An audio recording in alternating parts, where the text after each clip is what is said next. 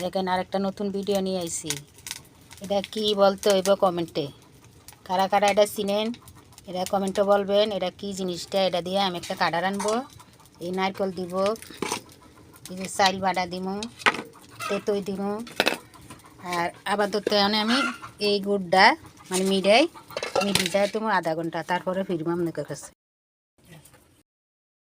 কতক্ষণ জাল দিব বা ঘন করবো জাল দিয়ে, যে দিয়ে দিতেছি এলাচি দাসিল করে দিয়ে দিতেছি কিছু লবণ, তারপরে দিয়ে দিতেছি তেঁতুলের কিছু রসাটা দিয়ে একটু কষানো, তারপরে এগুলা দিব। এগুলা কি একটু কমেন্টে বলবেন আপুরা যারা জানেন। এটি দিয়ে আমি খাড়া রানতেছি, বুঝছেন। এই যে ফুচকা এদিন দিয়ে দিছি, নারকেল দিয়ে দিছি, নারকেল আর ফুচকা দিয়ে একসাথে খাড়াটা রানতেছি। আমার শাশুড়ি মা আগে রানতো, এই রান্নাটা আপনাগুলো দেখাইতেছে। আগের দিনে মানুষ এটা খাইতো খাড়া, এরকম হয়ে আইব একটু সিদ্ধ। এই যে সিদ্ধ হয়ে আইছে।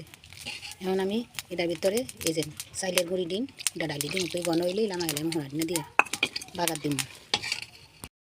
এই যে দেখেন আমি এখানে একটু বাগার দিব, সাধারণ তেল দিই। এই যে লামাই লাইছি, একটু বাগার দিন ওটা। এই যে পেঁয়াজটা লাল হয়েছে, এমন খানিকটা